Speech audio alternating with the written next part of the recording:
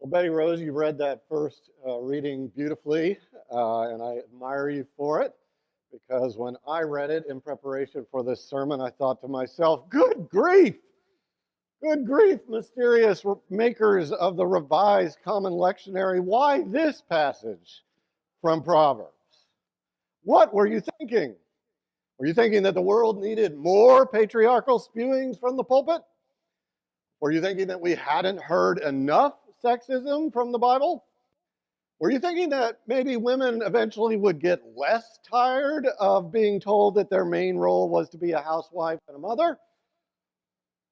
Really isn't the passage we need to hear in any particular year, especially we don't need to hear it after the past 5 years. Making it worse, this is the last part of the book of Proverbs. I went in there and tried to see if there was stuff about being a good husband, either before that or next. There is not. And it's not really surprising. Proverbs was written by old men for young men. Proverbs can be considered like good advice for young men who are serving in the court and administration of the king. That's really what it was written for. And it doesn't reflect the needs, concerns, or lives of women in any way, and it fully represents the patriarchal sexism of its time. Nonetheless, it is scripture, so we take it seriously, although not necessarily literally. Not every passage in the Bible is directly relevant to our context today. Not every part of the Bible is a rule book for what we should live like today. And that's why we Episcopalians use reason and tradition to help us interpret Scripture. Still, a text like this to start our worship does make it kind of difficult to worship God. So let's see what I can do with it. With a text like this, I often try to look for the things that would have been surprising to the people who heard it first and originally. I try to look for the things that might run contrary to the culture of the time. So let's look at 4 of the verses about the ideal wife. She considers a field and buys it. She perceives that her merchandise is profitable. She makes linen garments and sells them. She supplies the merchant with sashes. And she opens her mouth with wisdom. This ideal wife is no stereotypical housewife. She has resources to buy her own land. She is a merchant. She sells her own products. And she also seems to be kind of a wholesale agent as she supplies other merchants as well. These activities were not actually unheard of for women at the time. Women, particularly wealthy women, would have had the means and the time to do these things, and it was allowed. They could inherit property, they could have money, they could and did function as business people, even if not as commonly as men.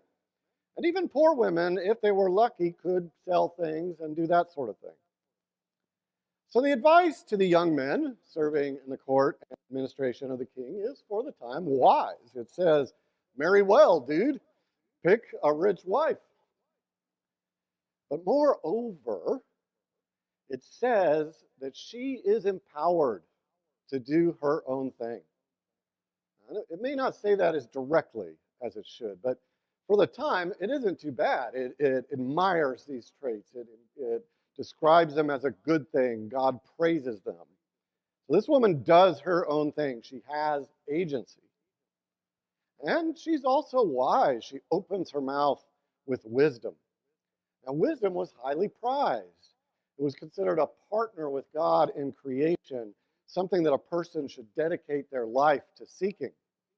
Defining wisdom is a key concern of the book of Proverbs. And wisdom is personified in this book as a woman.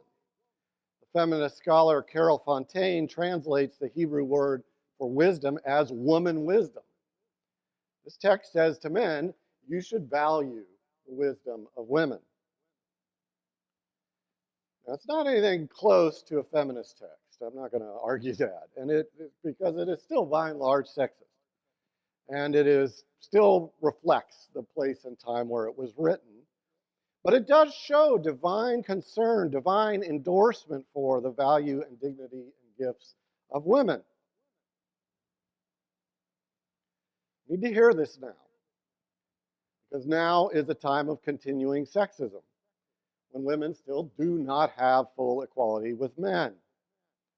Now is the time when women's bodies are being regulated by the government more than ever before. It's kind of hard to imagine. Now is the time when the sin of sexual harassment and assault is being revealed to the broader society as a pervasive sin. Now, that's something women always knew, but now we men must confront that as well. Now is a time when women still make less than men for doing the same job. Now is a time when women are still constantly objectified, valued only for their bodies and their looks. So now is the time when we men need to reflect on those verses more than ever. Do not inhibit the freedom of women. Do not deny women their agency. And we men need to realize that doing these things entails more than just trying to be not sexist, or trying not to be sexist. It's more than that. We need to realize that if we have power unfairly, we need to use it to do these things to encourage agency and support freedom all the time. We must, for example, step up when we see a woman being harassed or treated with less value than a man. We must cut in and cut down men who, in meetings, steal women's ideas or ignore them. We must actively look at where we work and serve and be conscious and agents of change. Letting women have agency and doing their own thing means more than just not getting in their way. It means actively creating a world in which that is no longer exceptional. We men have the power to do that. We must. Because that's the world that God dreams of. A world of justice and equality and dignity for every human being, regardless of their sex or gender or God-given identity. Jesus said, whoever wants to be first must be last of all and servant of all. That's the world that God is creating. A world where all these things that are not right and are unjust are turned over, are inverted, where the last become first. And that's what God is doing. Making a world where the powerful become servants, where evil oppression of any kind is no more, where the marginalized are recognized for their gifts and their wisdom and are given agency and dignity. Jesus died for that world, a new world. And Jesus rose again and showed his glorious resurrected self to women first. I don't think that was an accident, because that world is coming. God is making that happen. And that's the God we worship.